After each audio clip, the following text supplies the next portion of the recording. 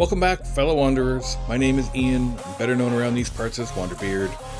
If you've been following this series from the very beginning, we have crawled through the commercial tourist traps of the lowest tier, dodged the broken infrastructure, and explored the complex nuances of Mexico's middle tier. But today, we have made it to the grand finale, the top 10 absolute best destinations I've personally visited out of 30 cities across Mexico. These 10 places represent the absolute pinnacle of a combination of culture or history and affordability and raw travel magic for me. We are counting down from a mountain highland paradise with an unexpected corporate twist, all the way to my number one favorite spot in the entire country. A city that stole my heart 2 years ago and still hasn't let it go. Beating out heavyweights like Oaxaca and Mexico City. If you want to know where you should actually spend your time and hard-earned money in Mexico, this is my definitive elite list. Grab a coffee or a cold drink, because we are diving deep into logistics, the hotels I stayed at, the restaurants I ate at, and the ruins I explored. Let's count down the best of the best.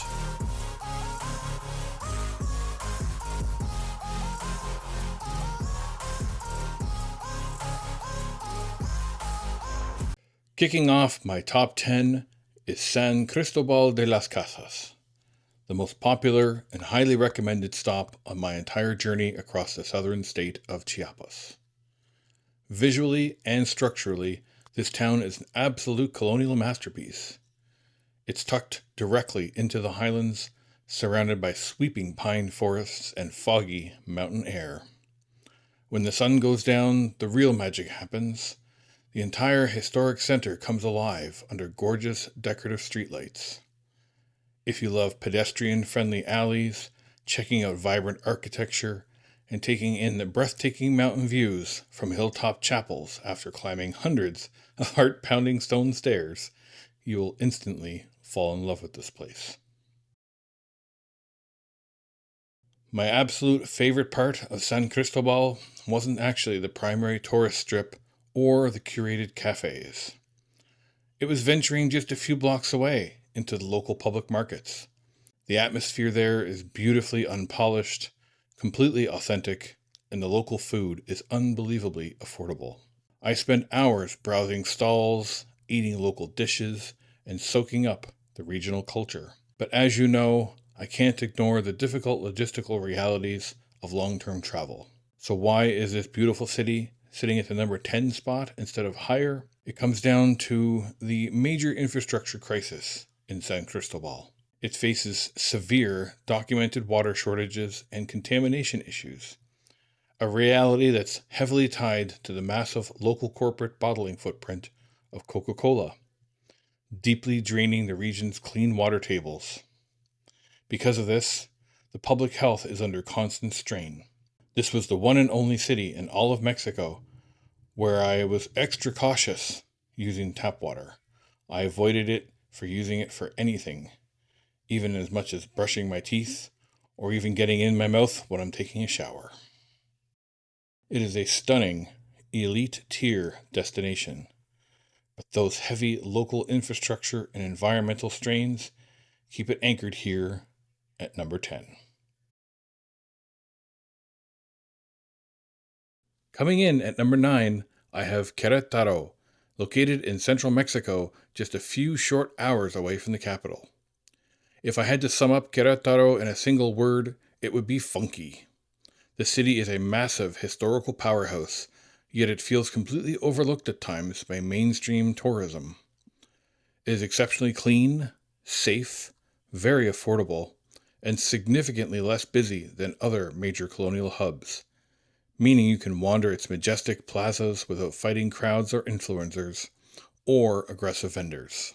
The history here is incredibly rich and unique. I spent days diving into local regional museums, learning about everything from the deep cultural roots of the area to the bizarre area of the European intervention and Napoleon III's architectural and historical influence on early independent Mexico. But Querétaro also appeals to my love of the supernatural and the mysterious. I went ghost hunting through the old corridors of the city, exploring its historic streets on a very rainy evening. And then you have the hidden archaeological gems. Driving along the highway, all of a sudden, the thing you're looking for just pops out of nowhere. El Cerrito. It's an incredible ancient Toltec pyramid complex, resting directly on the edge of the urban landscape. Walking around El Cerrito, completely off the beaten path of typical pyramid tours, was a stellar experience. Between the fantastic local food scene, the peace of the plazas, and the rich history, Querétaro is a funky, rewarding city that belongs on every traveler's map through Mexico. Sitting at number 8 for me is Playa del Carmen. Let's mention the obvious thing right out of the gate. This is my most visited city in all of Mexico. I have visited here now 5 times over different stops. Most international travelers know it purely for Fifth Avenue. The massive, hyper-commercialized, chaotic pedestrian strip overflowing with high-end resorts, loud nightclubs, and overpriced tourist traps. But if you make the conscious choice to step away from the beach path and cross over the highway, Playa del Carmen completely transforms into a true, authentic Mexican community. When I've stayed here, I avoid the mega resorts and stick to local independent gems like Hotel Yamkin, named after the traditional Mayan sun god. Staying locally puts you right next to the real heart of the city, where the neighborhoods are packed with some of the most mind-blowing, incredibly cheap street tacos you'll ever eat in your life. Playa serves as the absolute perfect base camp for independent adventures across the Yucatan Peninsula, allowing you to easily hop on public transit to reach nearby cenotes, coastal ruins, and quiet towns. However, we do have to talk about some of the distinct downsides. The beaches are stunning, but they have faced severe sargassum seaweed accumulation issues over the last few years. More importantly, Playa has notorious local taxi cartel problems where drivers actively attempt to scam and overcharge tourists, and there is a frustrating lack of cheap public transportation options going directly to the airport. And you can easily get ripped off if you don't keep your guard up. It is a city where you can spend as much or as little as your budget allows, making it highly versatile, and it offers a far better, more grounded experience than Cancun. And that is why it sits at number 8 on my list. Coming in at number 7 is Tuxtla Gutierrez, the bustling state capital of Chiapas. This city marked the official launching point of my late 2025 journey through southern Mexico, and it completely shattered every negative preconception I had heard. A lot of travelers skip Tuxtla entirely to head up to the mountains of San Cristobal, which is a massive mistake in my opinion. Tuxtla offers something incredibly rare in southern Mexico, a perfect balance of deep regional history, authentic local culture, and a clean, highly functional, modern convenience feel. The roads are excellent, the infrastructure is reliable, and the city boasts fantastic, affordable accommodations. The absolute crown jewel of staying in Tuxtla is the immediate access to the world-famous Sumidero Canyon. Taking a colectivo out to the river and jumping on a high-speed boat tour through these sheer rock walls rising thousands of feet straight out of the water is one of the most powerful, humbling travel experiences I've ever had in my life. It stays with you for a long time after you leave. Tuxtla isn't trying to hide its real identity behind a tourist curtain. It's a living, breathing, comfortable city that treats travelers incredibly well. For value, for comfort, and bucket list nature, it comfortably takes the number 7 spot. Moving into number 6, we hit my absolute favorite island destination in the entire country, Isla Holbox. Located off the northern coast of Quintana Roo, Holbox is exactly what an island paradise is actually supposed to feel like. There are no paved highways or cars here. The roads are composed entirely of soft, raw sand. You get around purely by walking barefoot or renting a rugged golf cart to cruise up the length of the island to places like Punta Mosquito, where jaw-dropping sandbars emerge from the crystal-clear shallow waters during low tide. The vibe here is rooted entirely in tranquility and relaxation. Unlike the hyper-inflated, pretentious prices of other stops along the Mayan Riviera, I found wonderful, highly affordable, independent accommodations, including Hotel Mayari, which was a fantastic, comfortable home base. Is it a little bit of a logistical challenge to reach? Sure. You have to take an ADO bus from somewhere like Valladolid down to the tiny port town of Chiquila and then catch a ferry across the lagoon. And fair warning, if a tropical storm hits, those sand roads do turn into literal lakes, which led to a few golf cart mishaps during my exploration. But the absence of mass commercial resorts, the spectacular beaches, and the unbothered peace makes the journey worth every peso. It is an island completely done right. Cracking our top 5 is the second largest metropolis in all of Mexico, Guadalajara. My time staying here was uniquely memorable for 2 completely opposite reasons. First, I was unfortunately hit with a brutal case of COVID right as I arrived, forcing me to spend an entire week isolated, recovering inside my own hotel room. But second, I managed to recover just in the nick of time to witness El Grito in mid-September, the legendary national celebration for Mexican Independence Day.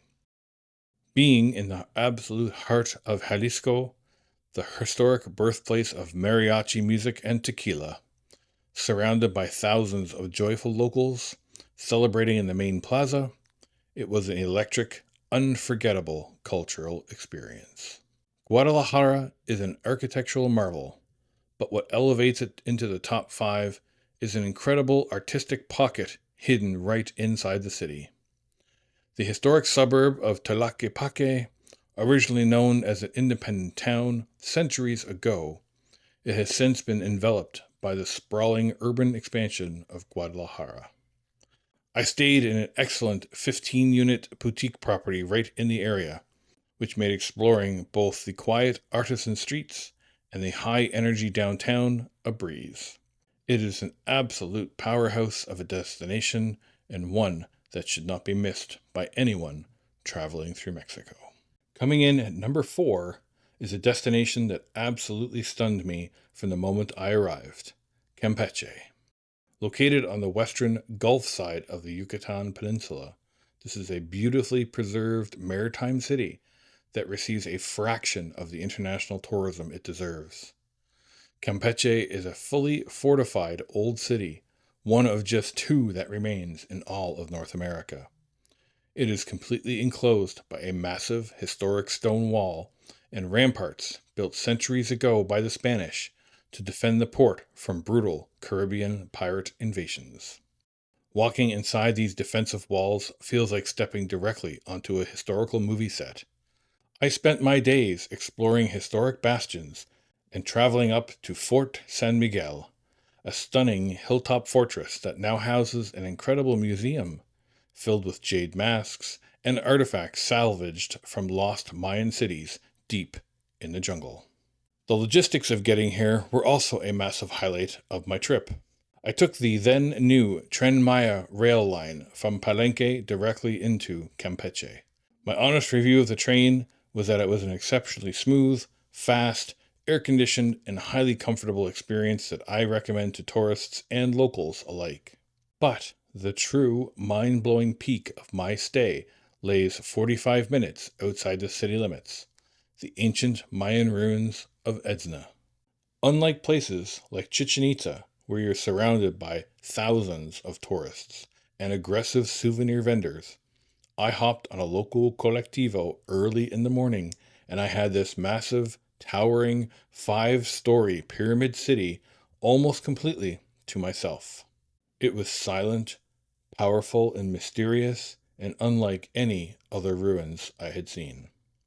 Campeche is an absolute masterpiece and should be strongly considered by anyone traveling in Mexico. Taking the bronze medal at number 3 is the high energy historic capital city itself, Mexico City. What can you possibly say to do the sprawling metropolis justice? It's one of the largest urban spaces on Earth, and the sheer volume of museums, distinct neighborhoods, and culinary history can easily keep you exploring for months. I arrived in Mexico City during an incredibly historic moment, witnessing the streets completely buzzing with energy as Mexico inaugurated its first ever female president, Claudia Sheinbaum. From an independent budget travel perspective, Mexico City is an absolute playground if you know how to navigate the infrastructure. You can wander down to the Pino Suarez metro station, pay a microscopic 7 pesos, and catch a connection that leads to what I consider the absolute best panoramic views of the city skyline. Right in the historical center, steps away from the main plaza, you can walk through the excavated ruins of Templo Mayor, standing face to face with the raw, heavy history of the Spanish destruction of the Aztec Empire.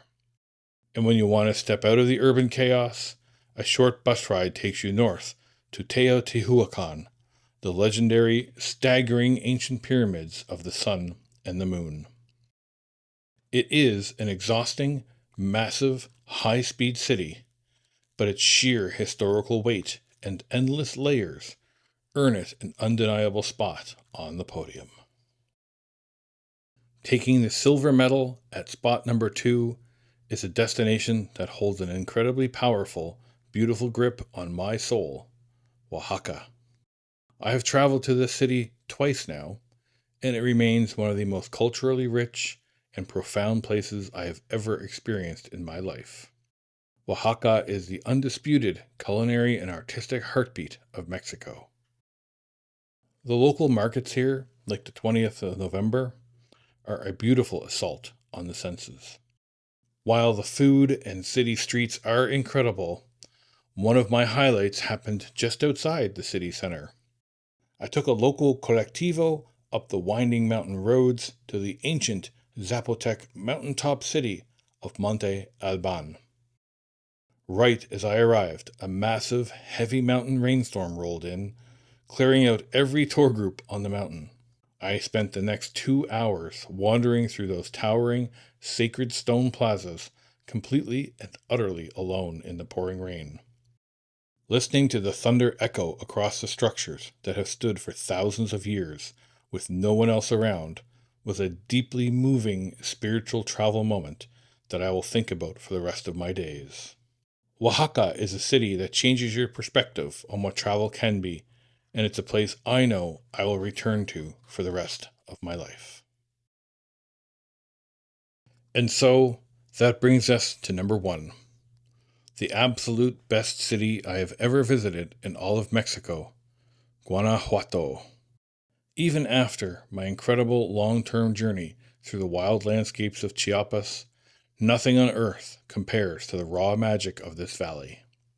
It packs every single thing I love about travel into one historic city.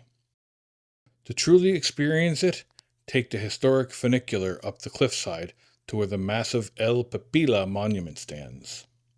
From that vantage point, you look down over a sea of colors, and then you take a quiet, winding walk down through the hidden, narrow back alleys, emerging directly back into the front of the magnificent colonial architecture of the Basilica of Guanajuato. But what crowns Guanajuato as the ultimate location for me personally is its wonderful, fascinating quirkiness. The entire city's vehicular traffic runs completely underground through a sweeping, hand-carved network of historic stone tunnels, leaving the pedestrian streets above quiet, perfectly walkable, romantic, and uniquely European-esque. It also features the dark, spooky landmarks that I love, like the world-famous historic Mummy Museum. The local street food is spectacular, the local culture is intensely vibrant, and I stayed at a beautiful, quiet property, Hotel Cañada, just slightly outside the immediate downtown core, that offered the perfect, peaceful retreat and incredible local breakfasts each morning. It has now been almost 2 years since I packed up my bags and left this mountain valley, and to this day, Guanajuato remains my undisputed favorite place in all of Mexico. 30 cities, multiple months on the road, and countless memories that will last a lifetime. This is my personal, definitive, unvarnished ranking of every major destination I have explored across Mexico.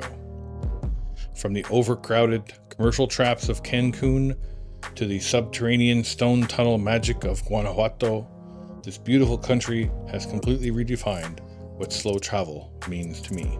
But now, the floor is yours. Which of these top 10 placements caught you completely off guard? Do you think Mexico City or Oaxaca deserved the number 1 crown? Or are you ready to book a train ticket straight to Campeche or a bus to Holbox? If you disagree with where I placed your favorite spot, drop a comment down below. Tell me why I'm wrong, and let's start the debate. I do read 100% of all the comments everyone leaves. Don't forget to hit that like button, subscribe to the channel so you don't miss the next country series, and as always, remember, life is short. Wander. And I'll catch you in the next video.